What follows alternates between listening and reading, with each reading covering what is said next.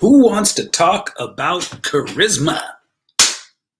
Charisma, charisma, charisma. Hard to define, but boy, do you know it when you see it. Am I right? And let's see. I bet you didn't know that you can actually learn charisma. It's something you can actually physically learn to get better at. So let me see here. I've got the pulling up this broadcast on my phone so I can see the comments better. So when you get here, say hi. I see that there are a couple of people filtering in. So say hi, drop a comment, be charismatic, say hello, a thumbs up, a heart, a smiley face, anything is fine, but don't be stingy and withholding of the love and the praise. Don't be stingy and withholding of the hearts and the emojis and the whatever, blah, blah, blah. Let me know you're here. That's what I'm saying. Let me know you're here. And I, in turn, will feed off of your energy and teach you about charisma.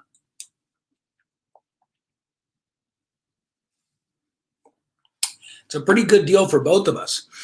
So say something, guys. Come on. Drop a line. Say hi. Drop a thumbs up. Do something. Acknowledge, acknowledge, acknowledge, acknowledge. Show me that you're here. There we go. Hi, Jan. Hi, Rachel. All right. So charisma is an absolutely fascinating thing. First of all, I'm going to just wager a guess that most of you never thought that you could learn to be more charismatic. In fact, most people, when they think of charisma, it's really in terms of, wow, that person was charismatic, or look how dynamic that, it's usually like an entertainer or something, right? How do they do that? How does so-and-so, I'm just picking someone at random here, Jennifer Lopez. I don't really like her myself, but she is charismatic. How does she walk out on stage and just own the whole audience like that? Or George Clooney. How does he just radiate that, whatever it is that he radiates that makes us like him so much? Tony Robbins, very charismatic guy. How does he do that? Here's what's really cool about that. It's absolutely a quantifiable, teachable skill set. It's so fascinating to me. I just love this stuff. And in fact, you may not know that early on in my online coaching career, I was, in fact, a charisma coach. Yeah. And I didn't know marketing, and so I never was able to really sell that much of it. And you know how I'm always saying, it doesn't matter what you do, you need to learn to be a marketer. I never got to really sell much of it because I didn't understand marketing and I resisted marketing. But charisma coaching itself is fascinating. So let's talk a little bit about that. And for those of you in the Wolf Pack, or those of you thinking about joining the Wolf Pack, here's why you need to learn to be charismatic. Because all of you guys are moving forward with doing video content. And bless your little hearts, by the way, because I love opening up my Facebook feed and just seeing clients and students, Wolfpack members all through my feed. And you guys are just going for it. Well, I thought that as a little bit of a bonus, I would teach you some of the things I know about how to be really dynamic on camera.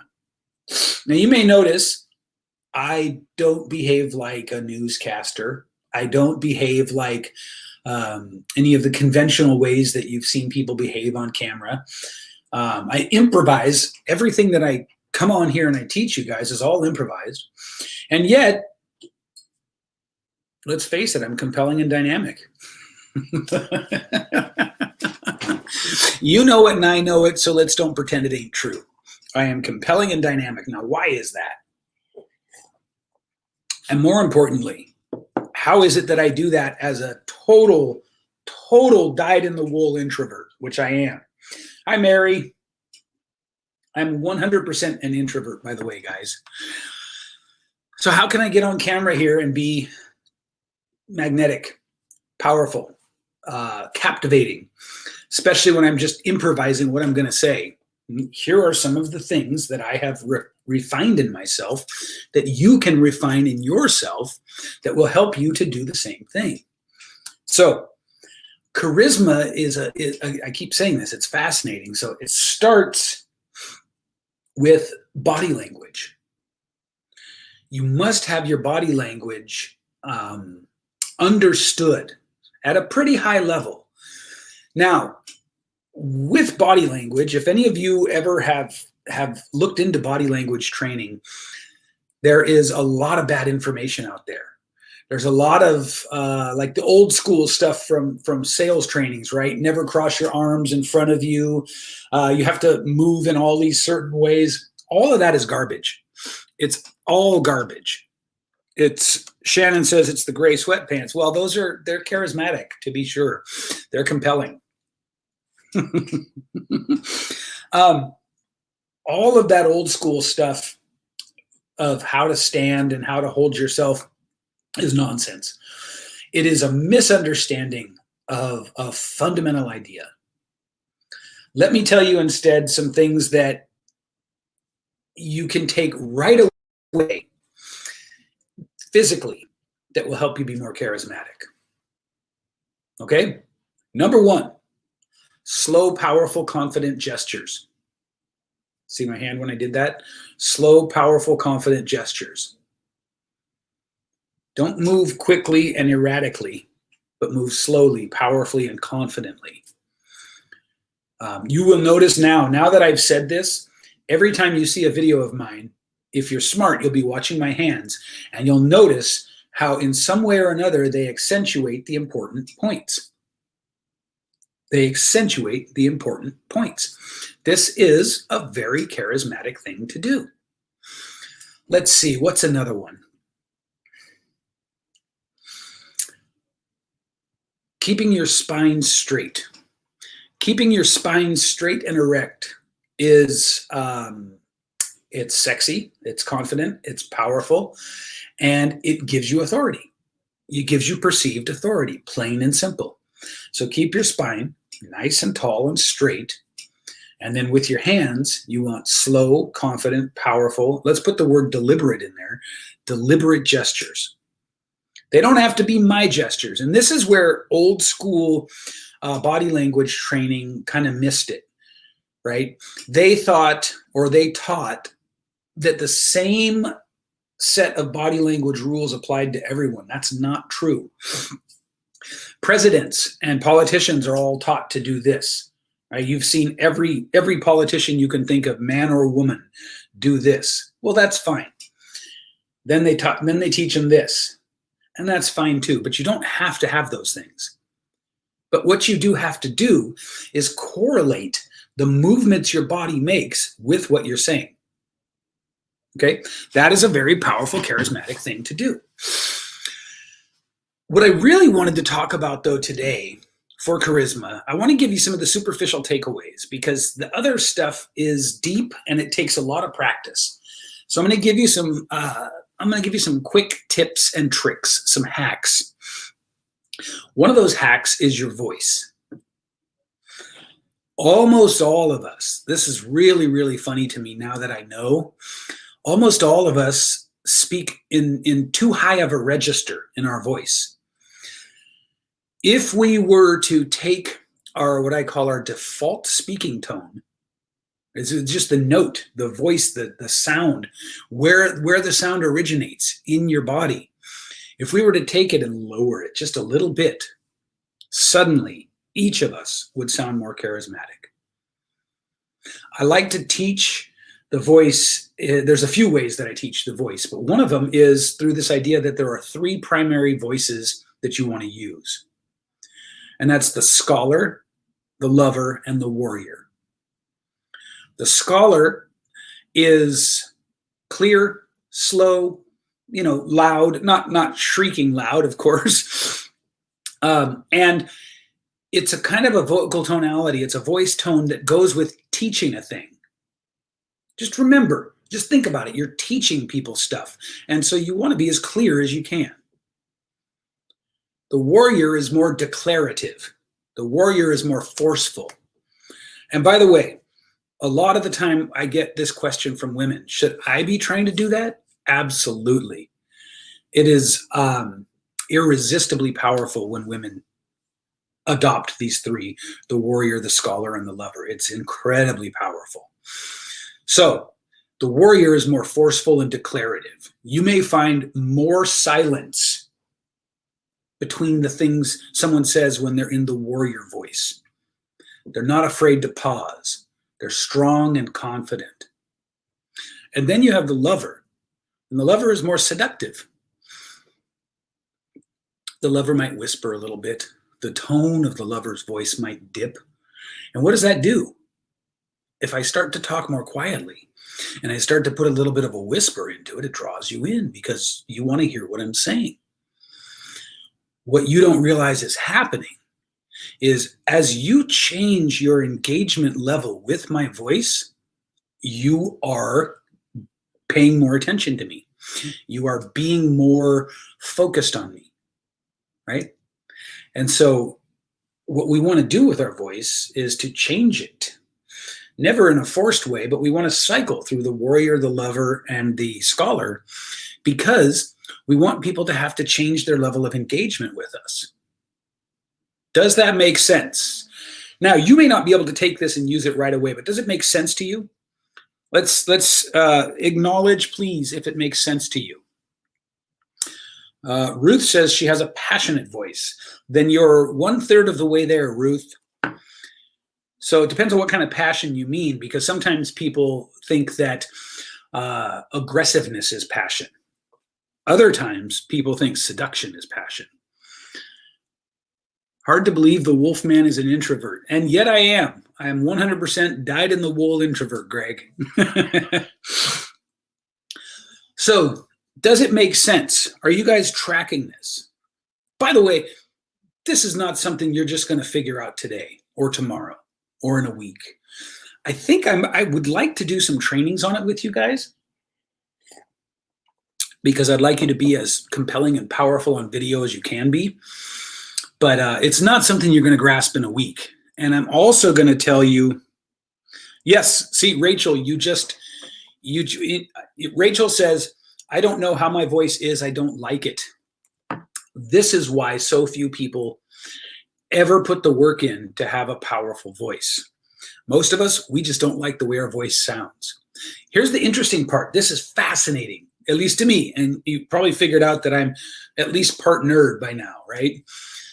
See, the reason we don't like our voices is because we're not aware consciously, but our voice is a direct line to our emotional version of ourselves. Let me say that a different way. Our voice, here's an interesting analogy. I bet you guys didn't know that sharks have a sense of smell. What the hell are you talking about, Manny? Now pay attention, bear with me here. Sharks have a sense of smell, but their sense of smell, our sense of smell, goes to a newer, more developed, more sophisticated part of our brain. A shark's sense of smell goes directly to its nervous system. This is why sharks frenzy when they smell blood in the water. How badass is that? Like they don't have control over it, right? Which is what makes a shark the apex predator without question. Now, our voices for us have a similar connection. We're not aware of it, but to us, when we're forced to listen to and analyze our voice, it's a highly emotional process. It is a highly emotional process that most people just do not enjoy. This is why so few people ever make it to be really great singers. This is why people who have had a lot of training as singers are weird. Rachel, what I would suggest is if people tell you they like your voice, just try to find a way to trust them over you. Because the thing about our voices is we are so far from subjective when it comes to our voice. so far from objective. We are wildly subjective about our voices. But if you can master or even just improve and start to be deliberate with what you do with your voice, changes everything. It's a huge advantage. And now, hopefully, now that you've watched this and you're watching this, you'll be paying attention to other people's voices. And you'll see that most of us are just terrible. And by the way, this goes with public speakers too, which just cracks me up. The people who do put the work in on their voices typically are just actors and singers. Those are the people who are great. And in some cases, people like newscasters and stuff like that. But I digress. The point is, if you start to focus on your voice and really lower the tone, your default speaking tone, and incorporate the lover, the scholar, and the warrior as ideas of how to say the things you're saying, remembering the lover is seductive, the scholar is authoritative and sort of like a teacher, slow, clear, articulate, concise, and the warrior is powerful and confident, not afraid to leave space, not afraid to emphasize. You probably noticed that I'm doing the things I'm talking about as I talk about them. What you probably don't notice, but that's happening anyway, is this is having an effect on you. It's having an effect on the way that you're listening to me, the way that you're sort of leaning in and paying attention to what I have to say. It's all because of the voice. And I want that for you too. Ruth says, if I'm speaking about a topic that has to do with someone's life and I can relate, I speak with passion. Again, though, that doesn't define what passion means to you.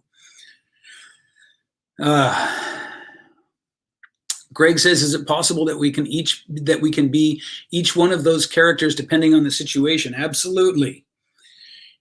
You would not want to be heading into a romantic evening with the wife, the girlfriend, the boyfriend, or the husband and start talking like the scholar. You're going to want to be 100% in the lover voice during that time, right? Bob Ross's best voice. So look, charisma has a lot of components. And one of those components is body language. And for camera in particular, what you want to do for body language is really focus on keeping yourself erect, your spine erect, your rib cage a little bit open, which I haven't said before on this live stream, but I'm saying it now. And pay attention that your gestures are slow, deliberate, confident, and that they support what you're saying. See how I did that? Support what you're saying. Because I went, support what you're saying, you're never going to forget that I said, support what you're saying. Then, and I think most importantly, your voice. Because let's face it, I could turn the camera off. And as long as my voice is dynamic and compelling, as long as it's got a little bit of charisma in it, hopefully some sexiness, you're going to listen. And here's what's fascinating. The tone of voice is far more important than the words you choose. Far more important. So if you can combine good, meaningful words with a powerful tone of voice, you're sitting pretty good. You're doing pretty well. I think I will, as time goes on, I'll break these things down a little bit more for you guys. But for today, understand that as many of you who are in the wolf pack are moving out into more and more video, right? And I love seeing that from you guys. I want you to understand how to have presence, how to have dynamism, how to be charismatic on camera. And the things that I've just given you will really help with that. What you'll also find is if your body language isn't lined up, it's much harder to have a powerful, charismatic voice. The body supports the voice. Really important to get that. And so take what I've told you here today and start practicing it immediately, like in your next videos. Good posture, deliberate, slow, powerful gestures that support what you're saying. And then remember to incorporate the lover, the scholar, and the warrior vocal ideas into your presentations. Okay? Thank you, guys.